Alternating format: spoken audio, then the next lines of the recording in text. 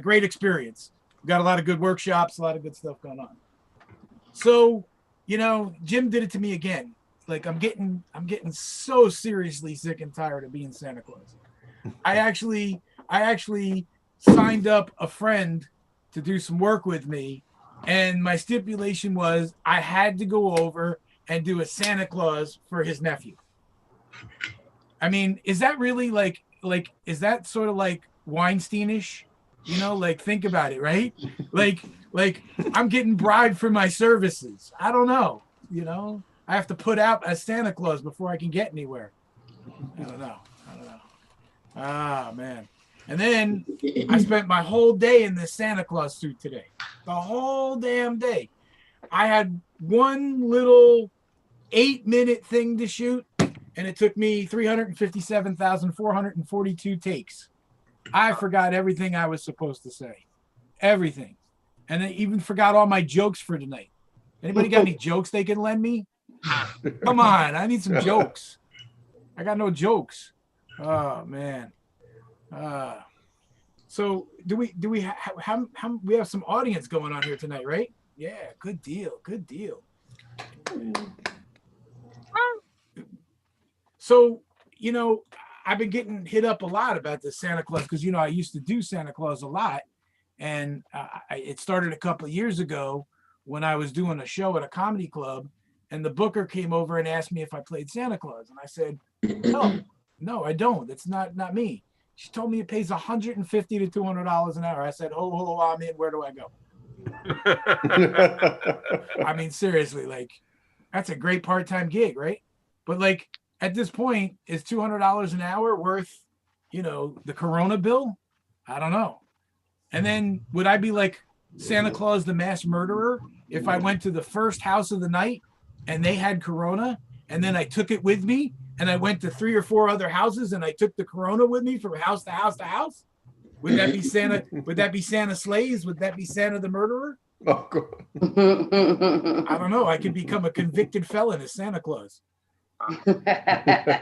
I'm actually not even too sure how I'd fare in jail, I mean, after playing Santa Claus for a long time, you realize that, gay men really love Santa Claus, right? They love that big bear dude, and I'm okay with that, except for in jail, I mean, I might be like, the flavor of the month. I don't know. Ho, ho, ho. I give it up. I don't know. I don't know if I ever want to go to jail. And if I go to jail, I'm not sure I'm wearing the Santa suit. Although maybe they made me a new Santa suit and it'd be made out of orange. Orange is the new Christmas. The hell with black. I don't know. So who's got the race car going on in their neighborhood? Is it you? Oh, Atlanta's hopping, huh? All right. Nah, man, I miss those days. Although I'll tell you what, I don't know how many of you guys are like driving people at this point in time, but if you go by the traffic in New Jersey, Corona does not exist. We are actually have more traffic in New Jersey than we did pre-COVID. I swear to God. And you know what? The biggest problem is most of the people stopped driving for 3 months and forgot how the fuck to do it. They just have no clue how to drive anymore. They don't know how to merge. They cut people off. And and I think part of it is, though, we're all running around New Jersey laughing at each other because of these idiots in the cars by themselves still wearing the mask. If you're in the car with yourself, are you wearing your mask? I think I put it on just to make fun of people. One more little stupid thing about Santa Claus, and then I'm going to pass this on to your first very funny comedian. But it is amazing when you are dressed up as Santa Claus and you look like a Santa Claus looking motherfucker like me, and you pull up to like McDonald's and you get a free cup of coffee. How many times do you go to McDonald's and get a free cup of coffee? So Santa Claus gets his free gifts. Graft. I love graft. All right, let's keep this going, everybody.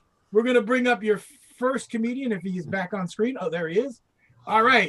Let's give it up for this very funny guy. Let's give it up for James Camacho. James! Woo! Thank you, James. How's everyone doing? Good. Good. Yeah, crazy times. I'm in my car. It's depressing. World's falling apart. You guys remember when Trump called the coronavirus the Chinese virus? Do you guys remember that? Yeah. I thought the Chinese virus was the inability to make your Asian parents proud. So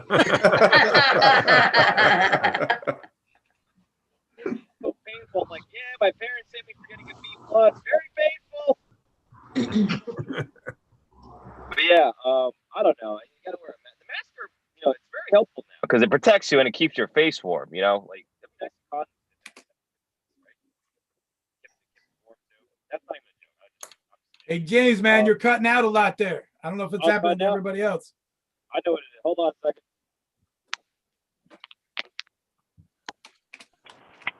Hey, is this better? Way better. Yeah. Way better. Yeah, these I have the old AirPods, and Apple. I think they discontinued them. They hit the button and they shut them all off.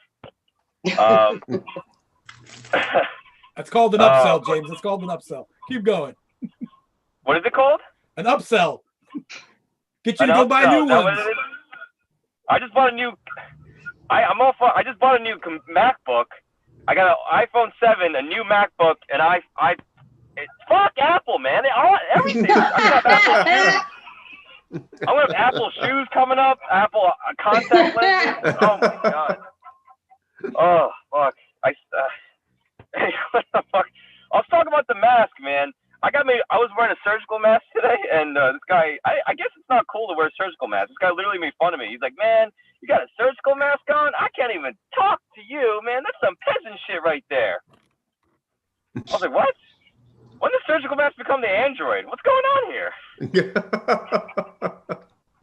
They're blue like iMessage. Shouldn't it be cool? I don't even understand."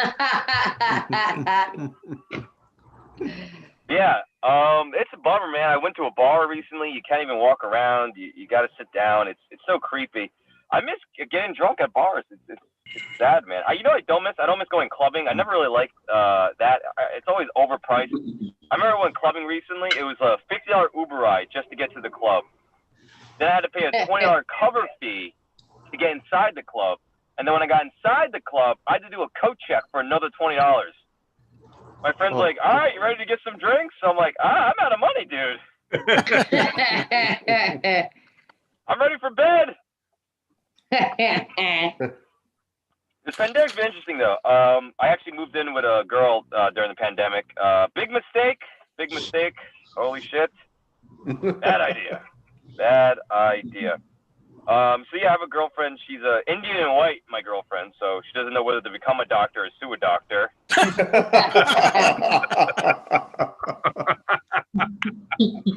But yeah, she's great, but she's a little mean, like she's great. Like she introduces me to new things, but she makes fun of me because I don't know what they are. You know what I mean? Like, so she just introduced me to bubble tea the other day. And I told her I'd never had it, and she freaked out. She couldn't believe it. She's like, "You never had bubble tea before? Oh, you're a bad Asian." I'm like, "What?" Jesus, you never go to brunch. I don't call you a bad white. What is this? Yeah, this is a serious relationship. We've been together for almost 2 years. I think she loves me, man. I actually Googled recently some like relationship advice, and I read this. I read that if your significant other copies you and your mannerisms, that's a true sign they love you. And the other day I saw my girlfriend muttering to herself. She's like, "God, I hate myself." I was like, "Oh, she really loves me, huh?" I saw the sign. It opened up my eyes. Sorry. All right. Ace of base. Yeah, Ace of base, baby. Ace of base. Yeah. Number 1 on my iPod because alphabetical, so it gets a lot of listens. Yeah, this COVID shit's crazy. I lost a lot of gigs to COVID. Still losing gigs. It's a bummer. You guys probably had this experience. Like when you tell someone you're a comedian, don't they always say like, "Oh, it's so brave. Oh my God, you're a goddamn hero." I'm like, it's not brave to be a comedian. You know what true bravery is? True bravery is leaving up a social media post with 0 likes. That is real bravery right there. Oh, how bad is that, those first 2 minutes, right? You're refreshing. New Jersey just passed legalized weed. Right after I moved out. That's kind of hurtful, you know. I feel like fucking Good Luck Chuck over here. So my girlfriend's a neuroscientist. Believe it or not, I could pull some smart ass. But yeah, so she runs experiments. Literally, so she runs brain experiments on mice all day. And she was telling me the other day, like, what she was doing. It's so crazy. She literally so she'll put the mice to sleep. She'll sedate them, and then she'll inject them with viruses, and then she'll open their brains, put little mirrors, little glass plates in their brains, and then she'll flash a light on them to see what part of the brains react to the viruses. Yeah, I know. I'm like, fuck. I better not get her upset, huh?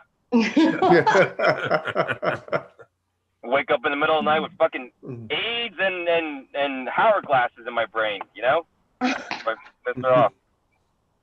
But it's the experiments. I am an experiment. I realize. I really am. If you really think about it, I'm an experiment. You know, like you know, she's trying to see this hypothesis. Is this guy gonna be my soulmate? Yeah. The other day, she literally told me, she's like, we were arguing. She's like, I think this experiment failed.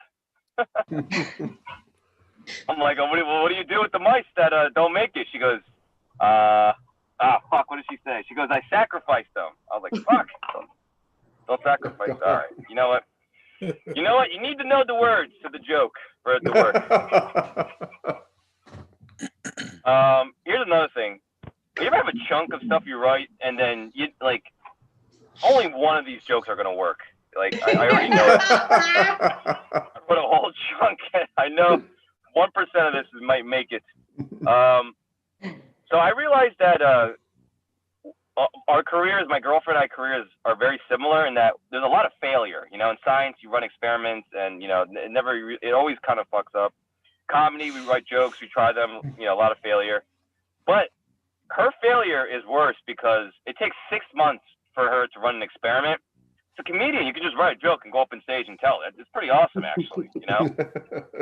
So every time she kind of gets up, she'll be like, my experiment failed. I feel so bad. I'm like, I can't imagine if I worked 8 months on a joke and I got on stage and no one fucking laughed. I would just fucking go school shooter style on the whole crowd. I would be fucking so mad.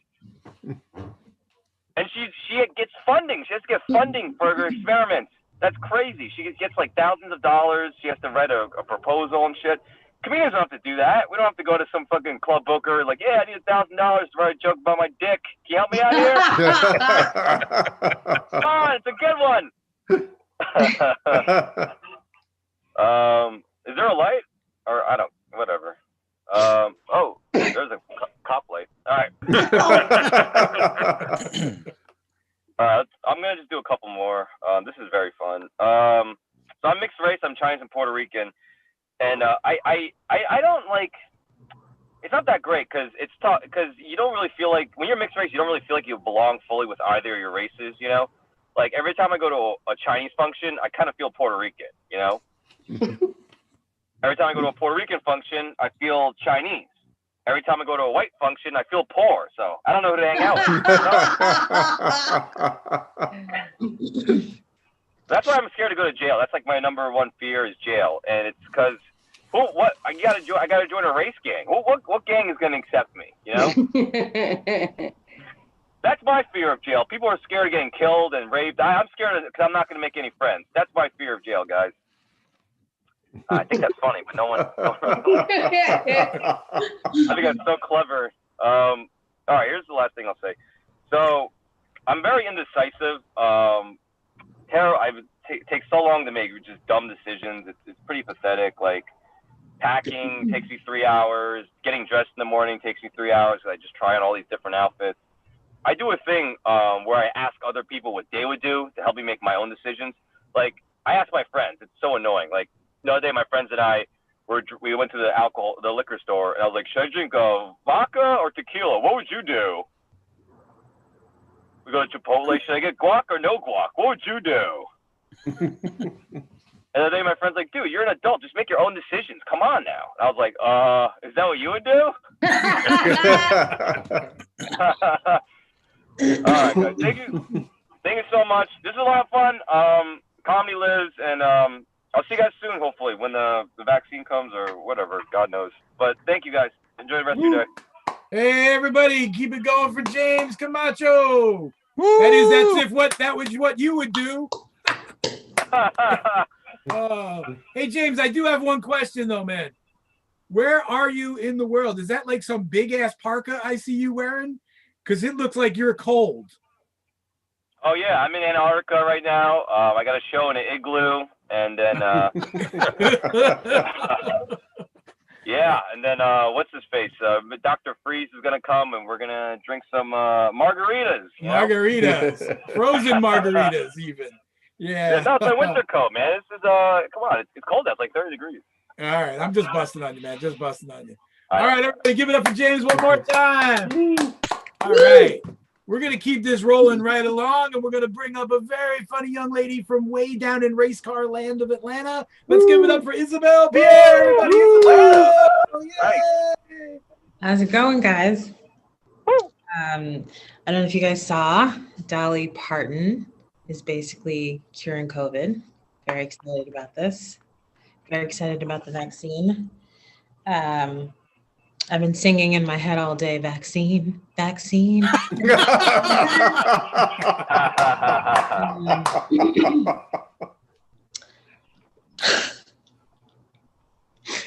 don't know, that made me so happy. I was at a party and I'm remembering the time that the DJ didn't bother to ask where Brooklyn at, which was, how dare you, like, as if any other matters, you know. I woke up this morning and I watched the Fresh Air,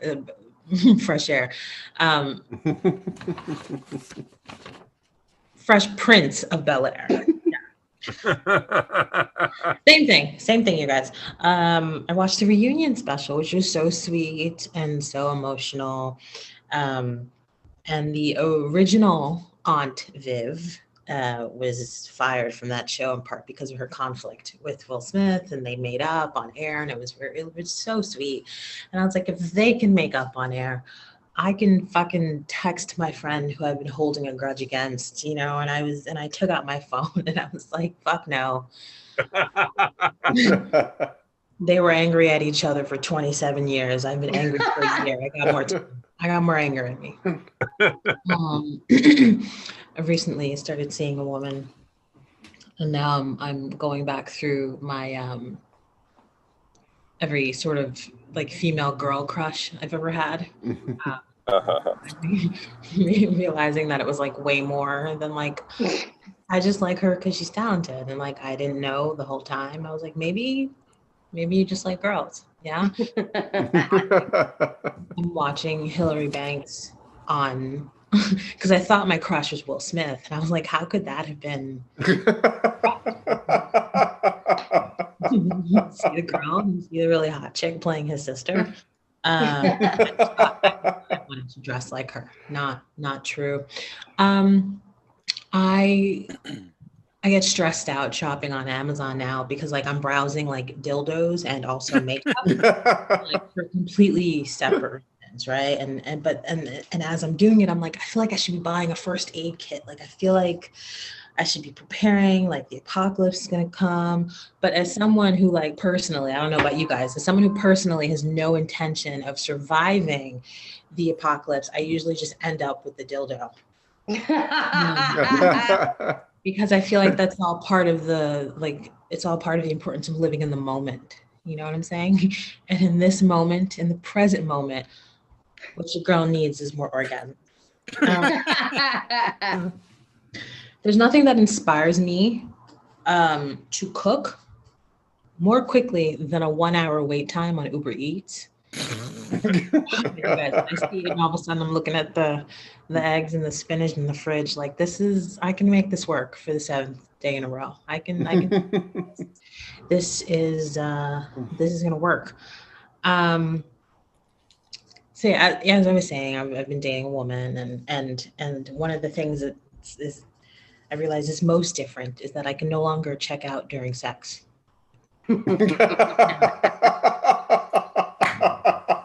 Apparently, like women like notice. They like want like part of the experience of like her pleasure is like mine, emotional connectedness. And I'm like,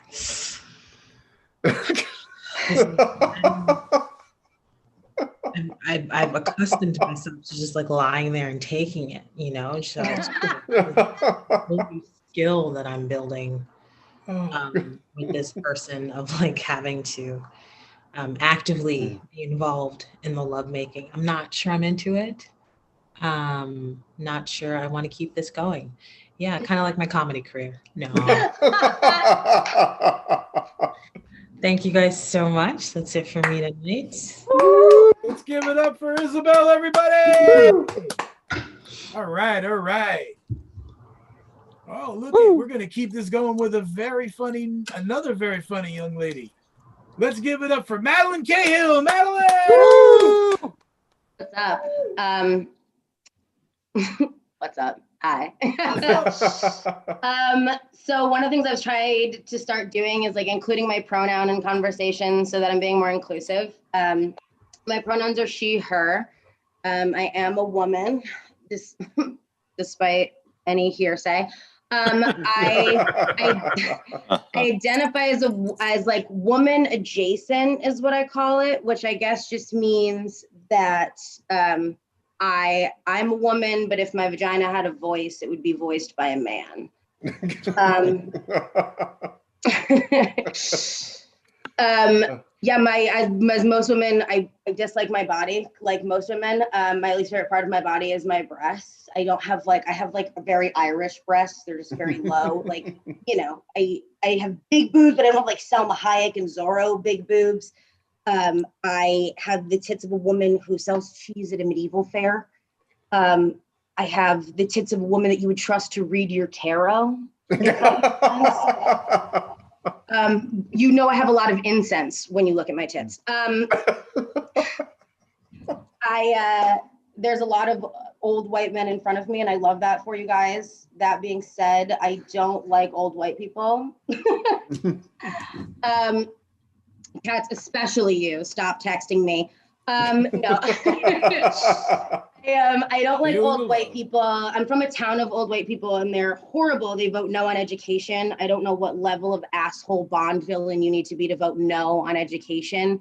But I went home and I talked to them, you know, when it was voting time, and I tried to talk to them, see like what their reasoning was, and all of their reasoning was the same. And it was that like when they went there, it was good enough for them. And you're like, when you went here, it was a one-room schoolhouse with a fucking dirt floor, you dinosaur. Like, what do you, you know what I mean? They say they got a good education. And you're like, you thought Che Guevara was a fruit. You know? You thought it was pronounced Geneva Convention. You know? You really, really don't know what's going on. You spelled education wrong. You spelled it Egyptian, you know? Idiots. I have been online dating because of the pandemic, which is absolutely fucking terrible. All men say the same thing in their dating profiles. They always say, I hate small talk, which is really annoying because small talk has a purpose. Small talk is so I can tell if I want to fucking continue talking to you.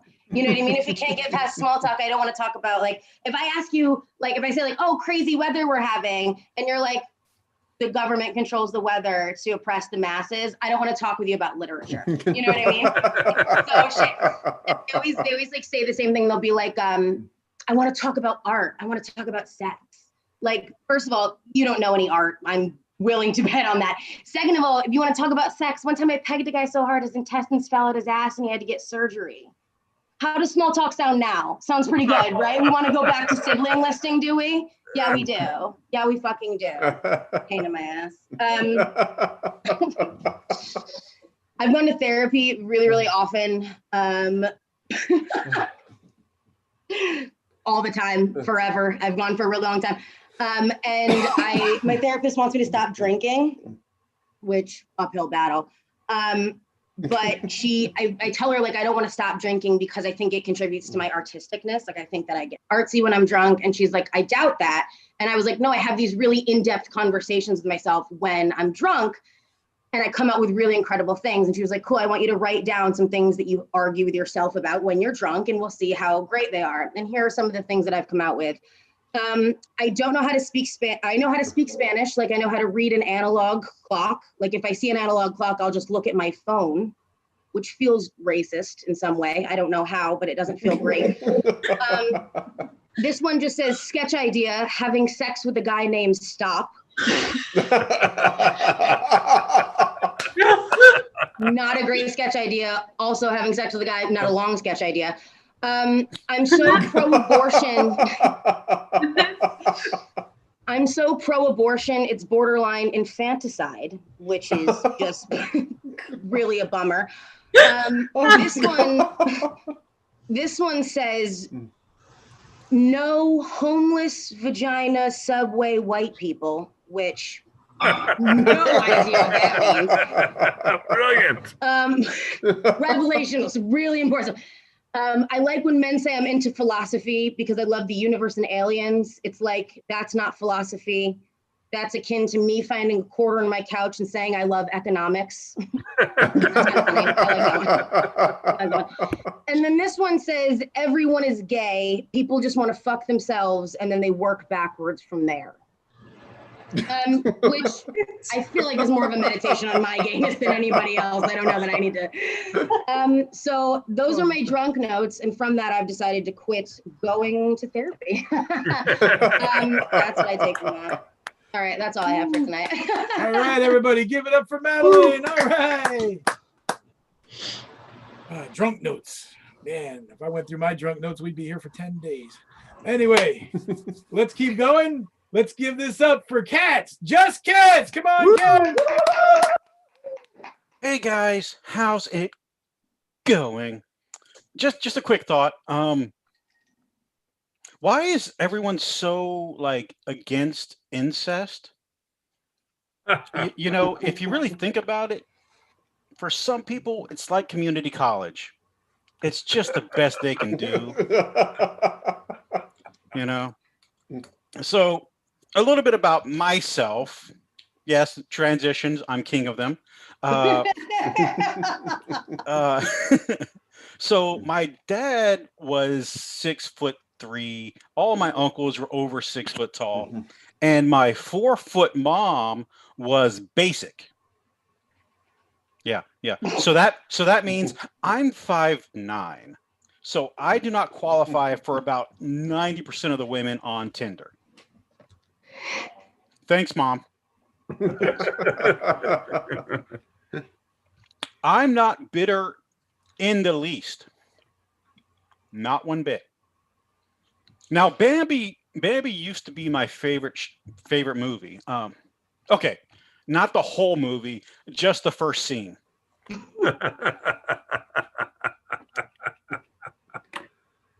You'll catch up. You'll catch up. It's okay.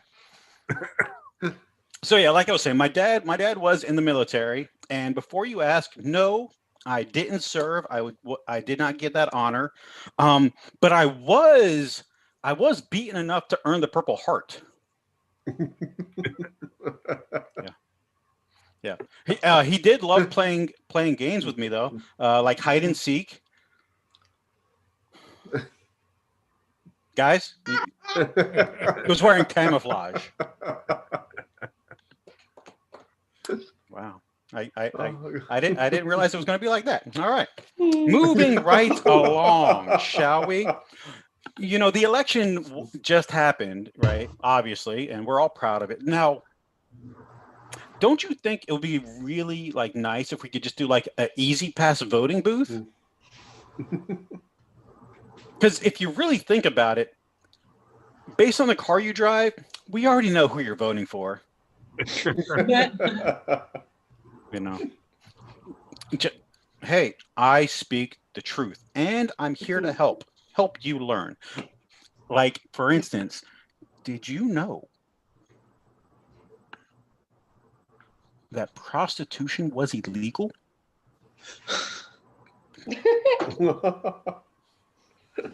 Now, how does a statute earn that pro status? Are there amateur statutes? Is there like a secondary university that they go to earn their BS and BJ? Oh, God. I don't. These are the things I think about during the beatings. Now, I do want to leave you with just this one other like little tidbit that you need to know, because again, we are in a pandemic, so you need to know things like this. When you get a plot at a cemetery, you do not own that land. You rent it. Exactly. You would think that you would get that for life. No. You only rent it. So that means if you miss a payment, they could just throw your stuff on the front lawn, just like at apartment complexes, you know? Here's a crazy thought. Do you think they do like plot wars? You know, like the storage wars, where like just a group of people go around on different plots bidding on grandma? I don't know. That's just crazy, right? You're welcome. All right, thanks a lot, guys. Have a good night. Woo. Hey, give it up for cats, everybody! Woo. Did you just say that? I swear I heard you say that if you get a cemetery plot, you rent it, and you think you'd get rent for life. Nope. Oh, I swear you said that. No. Oh man, I gotta get my ears checked, man. You rent it. Yes, you rent it. There's a certain amount of time you get that plot for. It is crazy. It is crazy. All right, everybody, keep it going for cats one more time. All right, let's bring it up for your next very funny comedian. Let's give it up for Stuart Gibble. Stuart! Woo! Thank you. Once again, greetings from Brooklyn. I don't know why that's funny. Brooklyn is just funny. It's a funny place with a lot of funny people. Not all of them ride unicycles and play the ukulele, okay? Just be clear. Anyway, 24 years ago, I won the lottery. Don't worry, ladies. You don't have to try to seduce me. Don't have a lot of money. The lottery I won was that my wife gave birth to boy-girl twins. And it was a great day. It's probably the only lottery I'm going to win, and I'm going to, enjoy it as much as possible. Now, since they were born 24 years ago, we have a much more fluid understanding of gender in this world. But I'm not having more kids, just so I can complete a set. I have boy, girl, I'm done. In fact, I was at a party a few years ago, and I was introduced to this beautiful woman, and she was smart, and she laughed at all my jokes. And we sat down, we started having a conversation. And within a few minutes, she told me she was nearing the end of her fertility and wanted to have children. And I wanted to get some action, but I wasn't in children. In fact, I was ready to go into the kitchen, borrow a knife, and do a vasectomy on myself. Luckily, I decided that doing your own surgery was not the theme of the party, and I changed my mind. But anyway, I don't want to have more kids. I'm happy with the ones I have. But, when they were born, or before they were born, I thought New Yorkers were the smartest people in the world. We read a lot of books. We go to plays. We have the New Yorker magazine, which makes you smarter just as it comes in your house. You don't even have to read it. But I was pushing this stroller around the Upper West Side of Manhattan, and people are, oh, twins. Are they identical? No, one's dressed in pink and one dressed in blue. But are they identical? No, one's a boy and one's. But are they identical? I kept hearing that question. One has a penis and one has a vagina. But are they identical?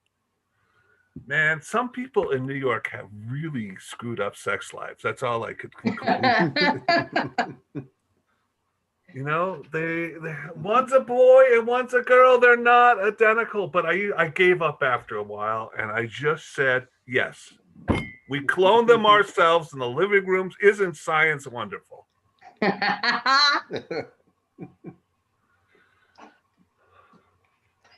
So, you know, when you have twins and you travel around, people always say, I want to have twins someday, especially young ladies who have never had any children.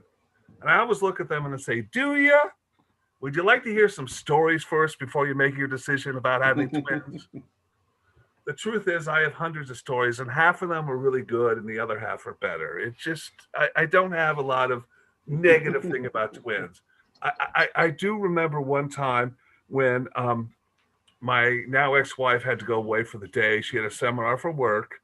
So she left me at home on a rainy New York day. I couldn't take him outside. I didn't know what I was going to do. I had a whole day of parenting all by myself. So the only idea I came up with was pillow fort.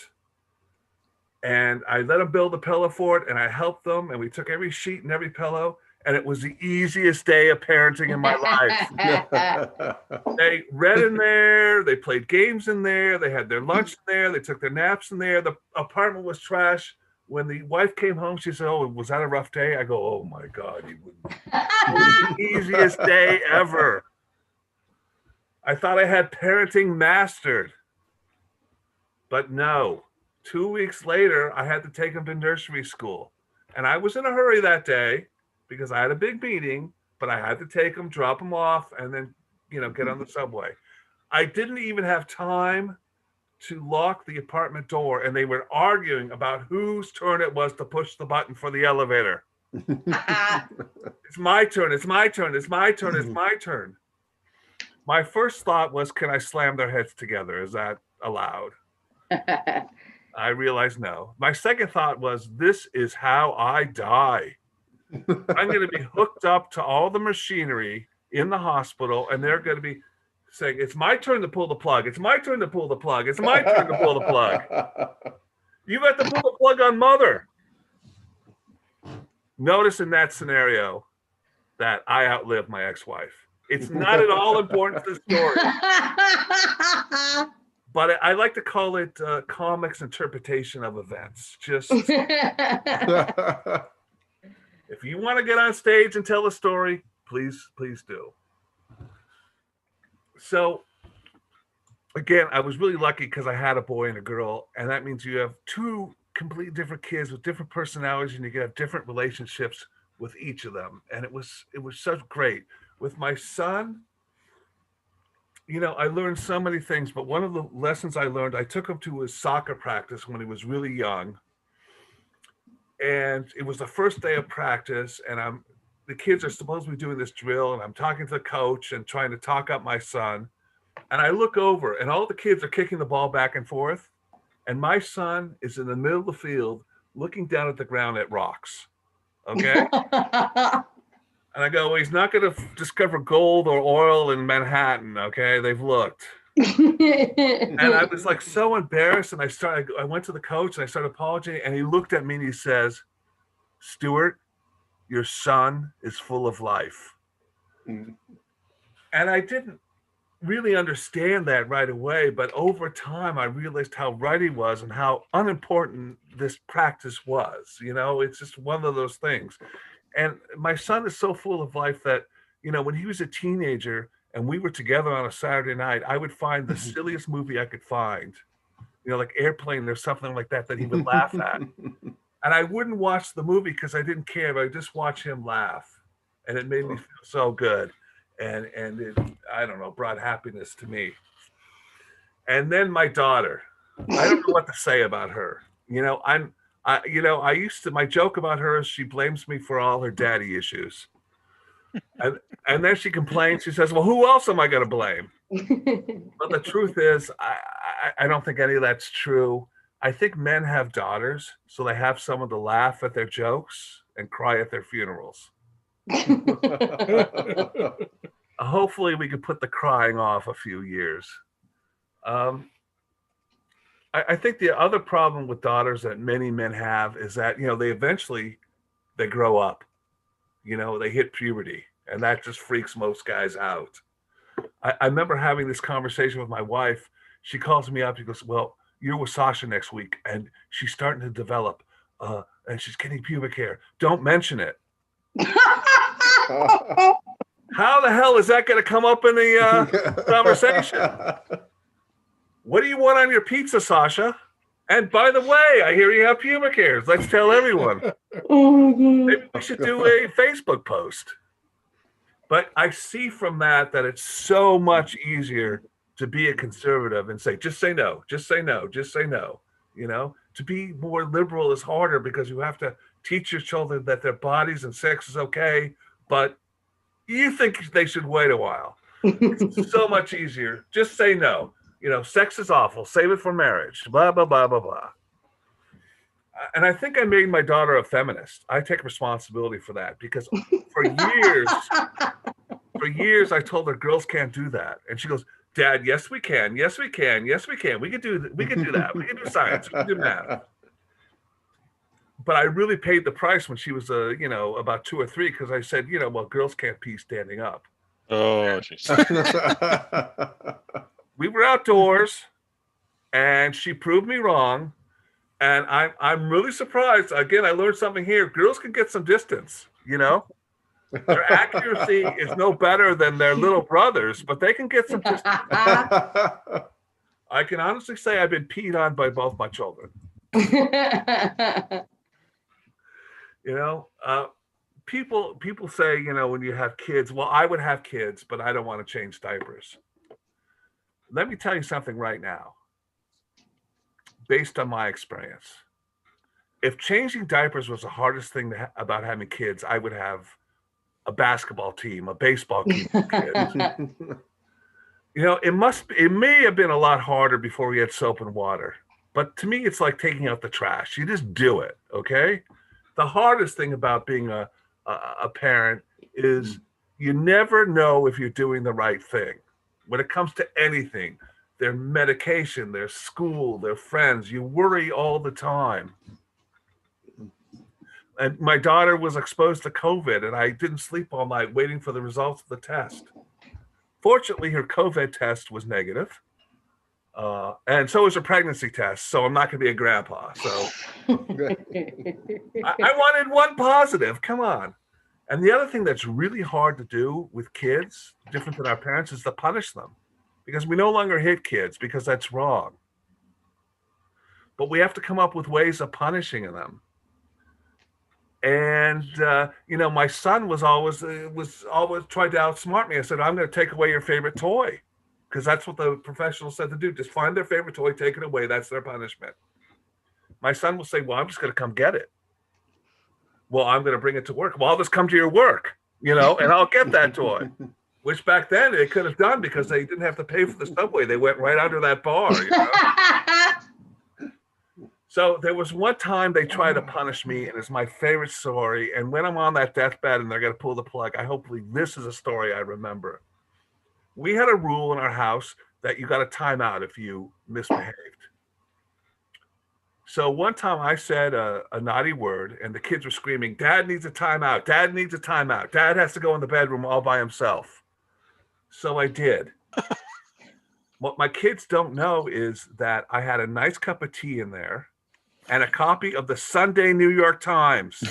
And when you're a parent, reading the Sunday New York Times is not a punishment. And my son was on the other side of the door saying, Dad can't come out. Dad can't come out. Dad can't come out. And I was sitting there reading my paper, and I was saying, oh, please, let me out. I'll be good. I'll be good. And my ex-wife was saying, oh, we can't punish Dad. We can't punish Dad, because she knew I was having the time of my life. So I guess the point of the story, if there is a point, and there might not be one, but that's okay, is that one man's, punishment is another man's paradise. Thank you very much. Hey, Comedy give it up for Festival Stuart. coming up. Thank you. Yes, Stuart is in the festival. Hey, everybody, keep it going for Stuart. All right. we are going to keep it going and keep it rolling with another festival, officially selected festival person. Let's give it up for the very funny James DeSalvo. How are you? All those child stories. I never had that, never had kids. It's like nature looked at me and said, "No, we're good. Thanks for applying, but we'll be in touch if there's an opening, okay? Thank you. Great." Yeah. You know what? Women, don't blame the men of my generation for bad sex. Yeah, we suck. It's not our fault. We had no roadmap. What did we have? Playboy, Hustler? They were only pictures. We had nothing in action. Porn was for theaters, and you get video to watch at home from the store. No way could you sneak into a porn theater. Yeah, some greasy-haired 15-year-old kid with a fake mustache and a fedora. One ticket for mouthful of vulva, please. Thanks. My friend had a porn novel. Yes, a novel, with pages and words on it and stuff. The porn industry used to make you read. And then you had to use your imagination, which is hard when you have no experience and no reference point. I mean, yeah, I used to read. I read books with no experience involved.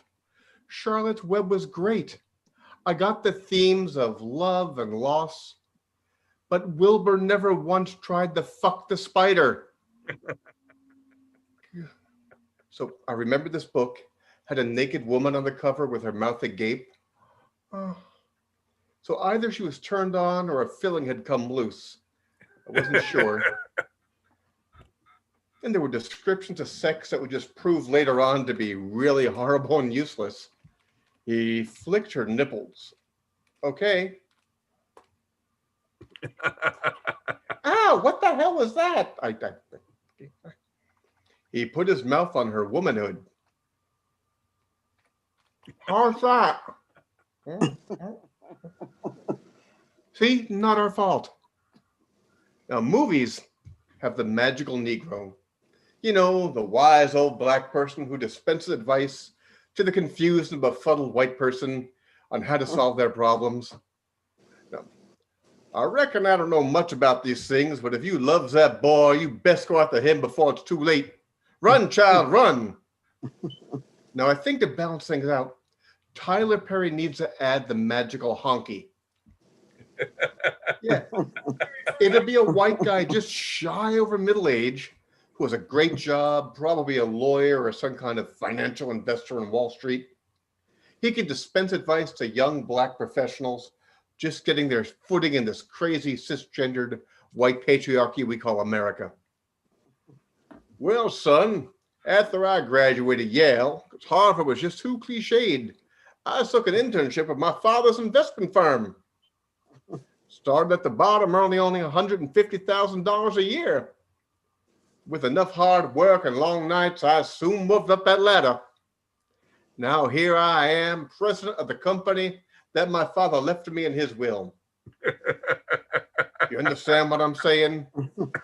That's good, child. Now take my lunch order.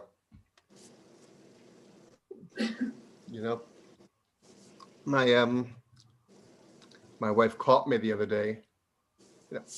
I was home alone. I figured, hey, why not? Next thing I knew, she's yelling at me. I leave you alone for 5 minutes and I catch you watching Fox News?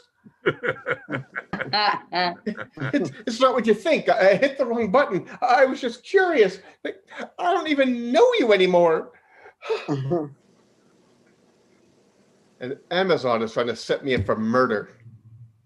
Yeah, I ordered a shovel and a saw for some yard work. The autosuggest came back with, people who ordered these items also purchase zip ties and garbage bags. Would you like to add to cart? What in the name of John Wayne Gacy does Amazon think I'm doing? People who had trouble dismembering bodies also purchase wood chippers. Add to cart. Oh, I'm glad I didn't order clothes for my little niece and nephew. God, we notice you're murdering toddlers. Add child luring candy to cart. So speaking of luring children, thank you very much. Let's give it back to John G. Santa.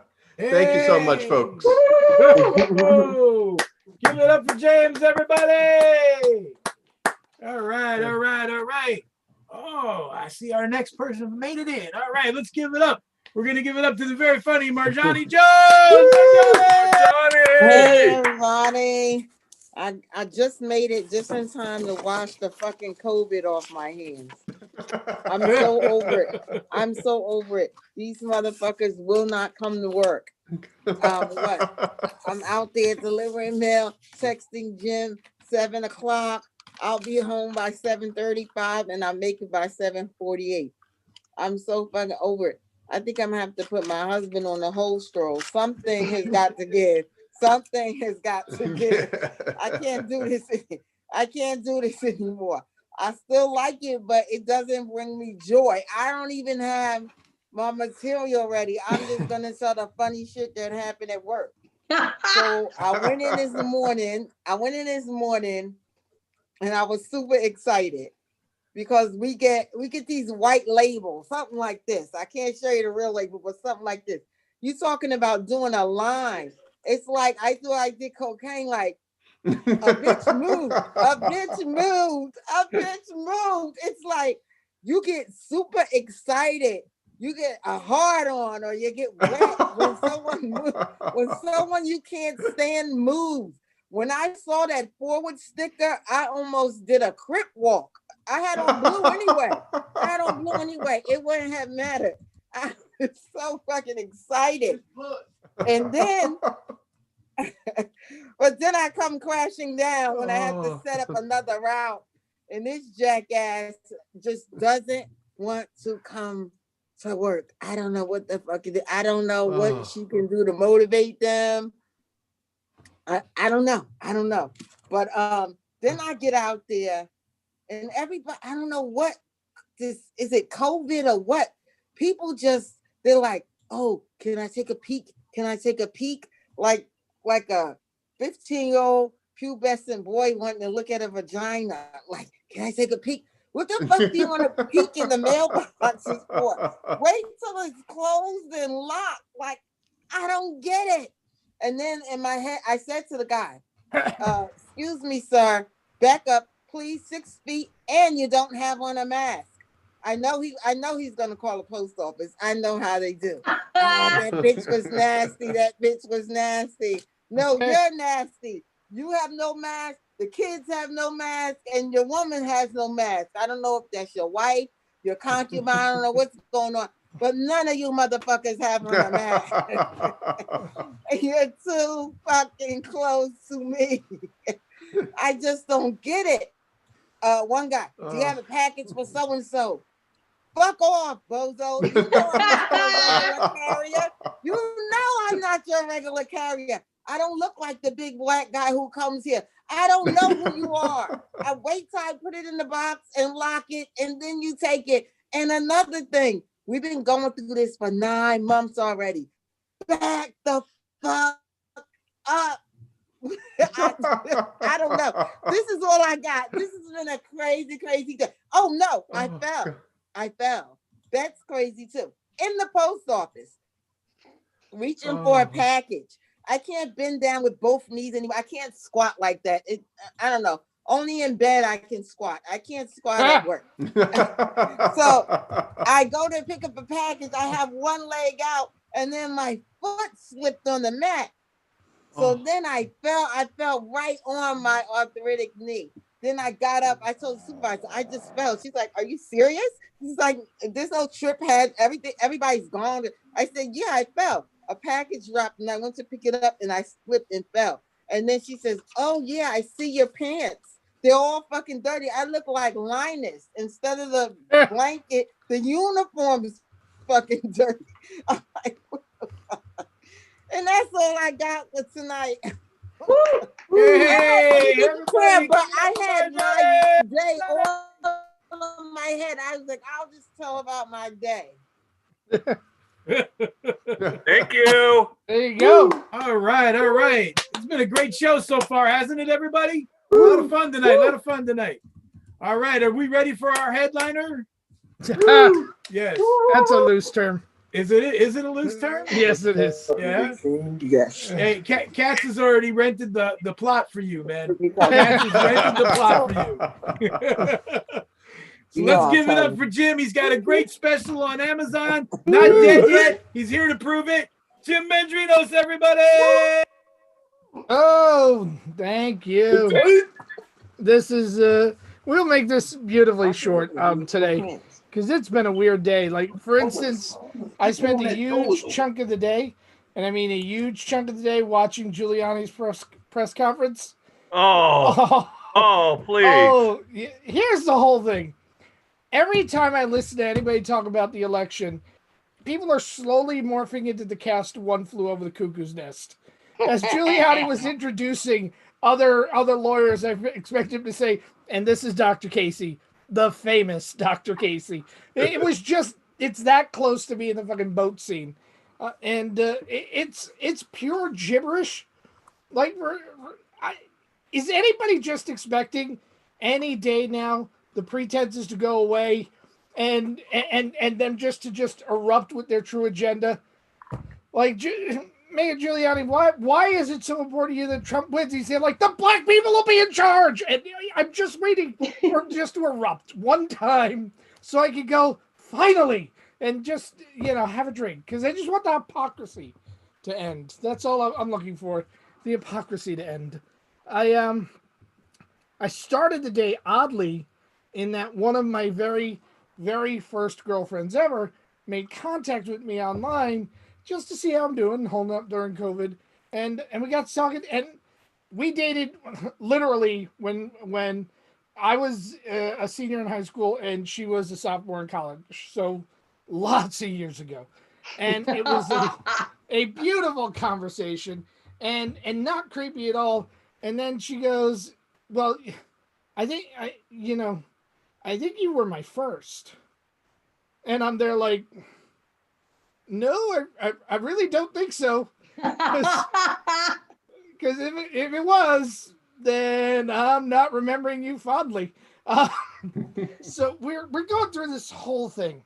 And she said, I really wanted to know, because we were together for like 10 months. She goes, I really want to know if you could describe me as a lover. And I'm there like, you realize that was a lifetime ago. That's like me saying, hey, based on the way you drive a bumper car, you're going to be a really good driver. No, I have no idea how you are as a lover at this point in your life. Why don't we just leave it alone? She goes, no, really tell me what you remember. And I thought for it and I said, okay, well, you were reluctant to receive affection, yet surprisingly selfish in bed at the same time. That's what I remember. And actually, she hung up before that sentence was completed. Holy shit. Yeah, so here's what I'm saying. If you're looking for a way to end awkward conversations, and it's taken me a lifetime to get here, honesty just works amazingly well. If you just say the truth, nobody wants to hear that shit. She wanted me to hear like, oh, over the time it was great and there were rainbows and unicorns. No, it wasn't. You kind of suck. But here's the whole thing. Had she asked about me, I'd have been going, I was really quick and just wanted to get the fuck off. I mean, I'm willing to self-assess as well. I was watching TikTok videos because I'm trying to learn what the secret to TikTok videos is. And after studying it for a week, I realized that TikTok is the gateway drug to pedophilia. That's what it is. Because it is a whole lot of 18-year-old girls dancing with no bras on. That's what it is. So I'm just watching it. Oh my God. I started watching it because here's what you need to know about me. My whole life, I've always dated older women. Like my first serious girlfriend, I was 15, she was 35. I always dated severely older women than me. And here I'm watching an 18-year-old girl on TikTok and I'm going, hey, she's kind of cute. By the 15th video, I'm like, oh, she's fucking hot. And then I'm realizing, no, I'm being brainwashed. So, I had to just get out of it and, turn on Lifetime so I could see some older women and get back into my comfort zone. That's what I needed to do at that point. I did. My first my first serious lover. I was 15 and she was 35. A hell of a lot older than me. And she taught me everything in bed. Like everything in bed. Now, a couple things you need to know. First of all, when she met me, I was bouncing at a bar, so she thought I was way older than I was. I'm positive she didn't think she was grabbing a 15-year-old. And the second thing you need to know about me is that, because my dad was really, really shady, I learned how to be really shady at a very young age. So when I realized that in conversation, she would tell me what she wanted me to do before asking me to do it. Like, I really like lovers who are sensitive in bed. Are you sensitive in bed, Jim? Oh, I'm so sensitive in bed. I mean, I just learned. So I just learned to just... It's an improv trick. Yes, and then just do whatever the fuck you want when the scene starts. So she had asked me if I had ever gone down on a woman. And I had not, so she was going to teach me. But by this time, she realized I might not be as old as the 28 I said I was. Because if you're going to lie at 15, you're going to lie fucking big. So she decided she was going to get me drunk to get this started. So that night, I did not have cunnilingus for the first time. But I did, however, have analingus for the first time. I'll tell you how this happened. She described to me what I was supposed to do, and I missed. That's what happened. It's same general area. It was dark. I'm drunk. I missed. But here's the greatest thing in the world. I had never seen a human being jump that high from a laying down position before in my life. Do you know what it's like? You ever just startle your cat and it just shoots straight the fuck up? Just shoots right up? That's what it was like. It was like one tongue placed in the wrong orifice really got me a sound and a height differential I had never encountered before. So I have since that moment referred to that as the moment of truth. That's what it is. And anytime I'm in bed with a woman, we come to the moment of truth where I'm just going to... And you can't announce it. You can't say, hey, I'm going to do this to you. Because then they get all ready for it. But if you're just there like, hey, lay back. We're going to have a good time. And then, hello. It's like a surprise party in bed. And that is the most awesome thing in the world. Now, what else can we talk about? Oh, I do want to talk about this. So I purposely do not let my daughter follow me on social media. She's not allowed to. My social media basically is not safe for a child with the developing brain. Plus, every once in a while, I mention shit I did at her age, and how am I going to tell her she can't go to the mall with her friends when I was her age? I ran away to Mexico for the second fucking time in my life. I lose all credibility at that moment. So I've stopped her. She sent me friend requests and I said no, and I had the conversation. No, this is, for my business, you can't come on. So today I posted a picture. It's a fake picture of me bald. Now, big joke in the house is that I'm going to shave my head. So I posted the picture on my Facebook page, and 3 seconds later, my phone starts blowing up from her saying, is this fucking real? Did you shave your head? And I'm there like, well, two things. One, you're not supposed to be on my social media. And two, no, it's fake. You were standing next to your sister when she made the photo. You were standing next to her when she did the Snapchat filter. Do you not remember? So it was that rare teaching moment where your kid gets caught doing something that they're not supposed to be doing, and they ratted themselves out. So I said, what did you learn? And she said, I learned that I should contact my sister before I contact you on these things. And I'm there like, exactly. And I think that is good parenting, because you're going to lie to your parents anyway. You should at least go to another adult that might have you back. That's all I'm saying on that one. So here's a great thing, though. I asked her how long she's been going to my pages, and we go back and forth a little bit, and she finally said, I'm on every day, a couple of times a day to see what you're doing. Now, 2 things. 1, I post a lot, so I understand that you want to. And 3 things. She also has my exact sense of humor, which really irks the shit out of her mom because there's 2 of me in the house. But the biggest thing is, now I know that I have another tool in parenting, because I've learned effectively when you have somebody that obsessively checks your social media pages, you can send not so subliminal messages through what you're posting. Do you know what I'm saying? So when I want her to ask her mom, for instance, I love tamales and I love Mexican restaurants. So the whole day I've been posting, hey, I think it'd be awesome if I had a tamale tonight. And then I got a text from my wife saying, hey, your daughter wants Mexican food tonight. And I'm there like, it's fucking working. It is working. My evil plan is working. I love it. Yeah. So here's what I'm preaching. Manipulation and healthy accidents that you then start to do intentionally are the ways for you to get great reactions from basically every woman in your life. Now, you can make them all jump, whether it's physically or metaphorically, it's still a jump. And I think that's a positive, is what I'm going to say. I'm going to leave you on that. I'm going to turn you back over to John. Good night, everybody. Hey, everybody, give it up to Jim Mandrinos, everybody. All right. One more time for all the comedians on the show tonight. It has been a fantastic show. I really enjoyed myself. I hope y'all enjoyed yourselves. And don't forget, we got the next week, Thursday night, Jim. Thursday night again next week. Wednesday. Oh, Wednesday. That's right. Yeah. Next week is Thanksgiving. Yes. Yes, Santa. You should know that, Santa. Why? That's not my holiday. Yeah, but your holiday starts the day after. Oh, yeah. On Black Friday? That's right. That's where you get your discounts and you give it out to all the children. I'll give up the Christmas shopping. Yeah. All right. So next Wednesday, the pop-up comedy show. And make sure you go to New York Underground Comedy Festival to check out all the great comedians that are there, and the lineup's coming out soon. All right.